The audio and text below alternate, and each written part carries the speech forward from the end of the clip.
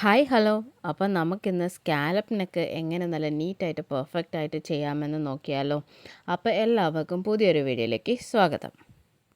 നല്ല പെർഫെക്റ്റ് ആയിട്ടുള്ള ഒരു സ്കാലപ്പ് നെക്ക് ചെയ്യാനായിട്ട് ശ്രദ്ധിക്കേണ്ട ഒരു 5-6 കാര്യങ്ങളാണ് ഞാൻ ഇന്ന് ഈ വീഡിയോയിലേക്ക് ഷെയർ ചെയ്യാൻ പോകുന്നത്. അപ്പോൾ എൻ്റെ വീഡിയോ ആദ്യമായിട്ടാണ് കാണുന്നതെങ്കിൽ നിങ്ങൾക്ക് ഈ വീഡിയോ കണ്ടിട്ട് എന്തെങ്കിലും യൂസ്ഫുൾ ആണ് എന്ന് തോന്നുന്നുണ്ടെങ്കിൽ ഈ വീഡിയോ ഈ ചാനൽ ഒന്ന് സബ്സ്ക്രൈബ് ചെയ്യുന്നേ. എന്നിട്ട് ഈ വീഡിയോ ഒന്ന് ലൈക്കൊക്കെ ചെയ്ത് കഴിഞ്ഞാൽ യൂട്യൂബ് ഇത് വേറെ ആളുകളിലേക്ക് റെക്കമെൻഡ് ചെയ്യത്തുള്ളൂ. അപ്പോൾ നിങ്ങൾക്ക് ഈ വീഡിയോ കണ്ടിട്ട് എന്തെങ്കിലും യൂസ്ഫുൾ ആണെന്ന് തോന്നുകയാണെങ്കിൽ എന്നെ ഒന്ന് സപ്പോർട്ട് ചെയ്യുക. ഇപ്പം ഞാനൊരു പേപ്പറിലാണ് കട്ട് ചെയ്യുന്നത്. അപ്പോൾ നെക്കിൻ്റെ വിഡ്ത്തായിട്ട് 3 ഇഞ്ചസും എടുത്തിട്ടുണ്ട്. ഡെപ്ത്ത് ഞാനിവിടെ 6 ഇഞ്ചസാണ് എടുത്തേക്കുന്നത്. എന്നിട്ട് ഞാനിത് നമ്മുടെ നമ്മുടെ ഫ്രഞ്ച് കർവ് വെച്ചിട്ടാണ് നമ്മുടെ നെക്ക് ഇവിടെ വരച്ചെടുക്കുന്നത്. ഇത് ഞാൻ ജസ്റ്റ് ഇങ്ങനെയാണ് വരച്ചെടുത്തേക്കുന്നത്. കുറച്ചും കൂടി നമുക്ക് റൗണ്ട് കറക്റ്റായിട്ട് എടുക്കണമെങ്കിൽ അങ്ങനെ ചെയ്തെടുക്കാം. നിങ്ങളുടെ ഇഷ്ടത്തിനനുസരിച്ച് ചെയ്തെടുക്കാവുന്നതാണ്. ഇനി അടുത്തതായിട്ട് നമ്മൾ സ്കാലപ്പ് ചെയ്യാനായിട്ടുള്ള ഇത് വരച്ചെടുക്കുവാണ്. ഞാൻ ഇതുപോലെ ഒരു പേപ്പറിനെ എടുത്തിട്ടുണ്ട്. അതിനെ 4ആയിട്ട് മടക്കി, കുറച്ചും കൂടി ചെറിയ പീസാണെങ്കിൽ അതിൻ്റെ ബാക്കി ഭാഗങ്ങൾ നമുക്ക് വേസ്റ്റായി പോകത്തില്ല. ഇങ്ങനെ മടക്കി എടുത്തതിന് ശേഷം ഇതുപോലൊരു അടപ്പ് വെച്ചിട്ട് അതിനെ റൗണ്ട് കറക്റ്റാക്കി എടുക്കുകയാണ് ചെയ്യുന്നത്. എന്നിട്ട് നമുക്ക് ആ പീസിനെ കട്ട് ചെയ്തെടുത്തിട്ട് യൂസ് ചെയ്യാവുന്നതാണ്. ഇത് നമ്മളൊരിക്കലും നമ്മൾ സ്കാലപ്പ് നെക്ക് ചെയ്യുന്ന സമയത്ത് നമ്മൾ വരച്ച അതിൻ്റെ മേളിൽ കൂടി ഇതുപോലെയൊന്നും വരച്ചിട്ട് നമ്മൾ സ്കാലപ്പ് നെക്ക് ചെയ്യാൻ പാടില്ല.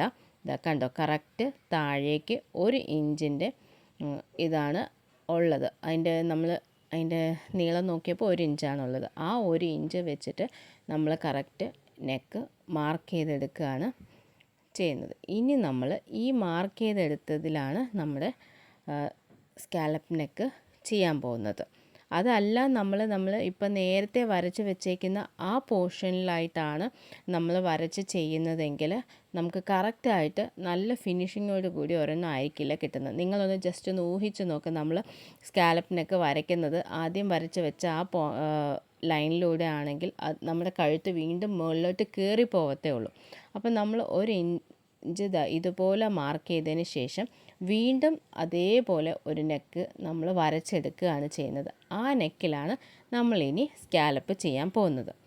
അപ്പോൾ ഇനി നമ്മൾ മെയിനായിട്ട് സ്കാലപ്പ് ചെയ്യുമ്പോൾ ശ്രദ്ധിക്കേണ്ട കാര്യങ്ങൾ എന്തൊക്കെയാണെന്ന് നോക്കാം. ഒരു സ്കാലപ്പ് ചെയ്യുമ്പോൾ ഓരോ സ്കാലപ്പും ഒരേ വലിപ്പത്തിലും അകലത്തിലും ആയിരിക്കണം. അങ്ങനെ ചെയ്യുമ്പോൾ നമ്മുടെ നെക്ക് കൂടുതൽ ഭംഗി കിട്ടും.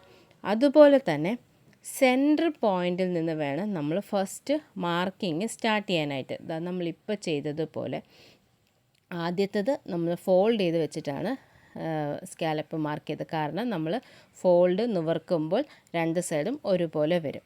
അപ്പോൾ നമ്മൾ എപ്പോഴും സ്റ്റാർട്ട് ചെയ്യുമ്പോൾ സെൻറ്ററിൽ ഫസ്റ്റ് മാർക്ക് ചെയ്യണം. നടുവിൽ നിന്ന് ഡിസൈന് തുടങ്ങുമ്പോൾ ഇരുവശത്തും ഒരുപോലെ വരാൻ സഹായിക്കും.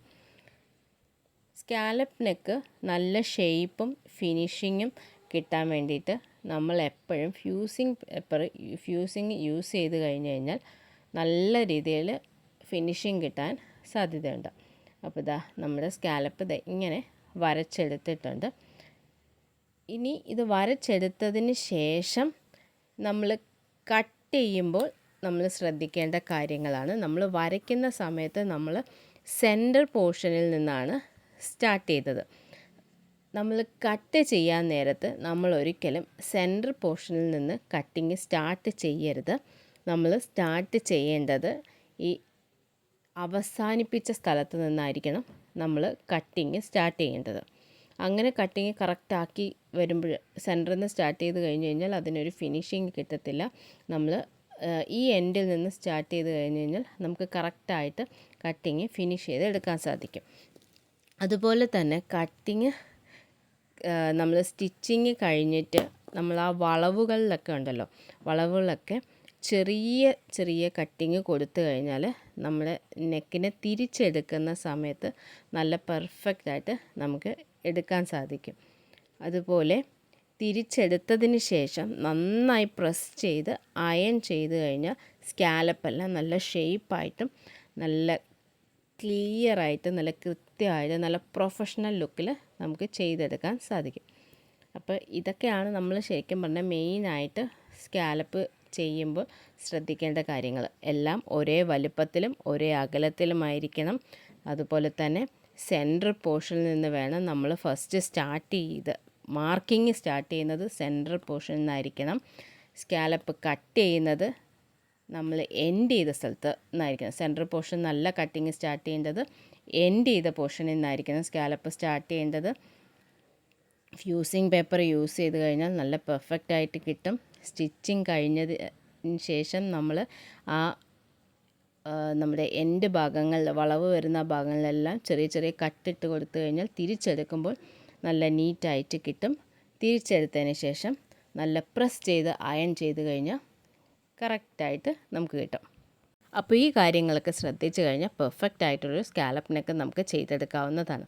അപ്പോൾ ഈ വീഡിയോ നിങ്ങൾക്ക് എന്തെങ്കിലും യൂസ്ഫുള്ളായിട്ട് തോന്നുന്നുണ്ടെങ്കിൽ ഈ ചാനലൊന്ന് സപ്പോർട്ട് ചെയ്യണേ.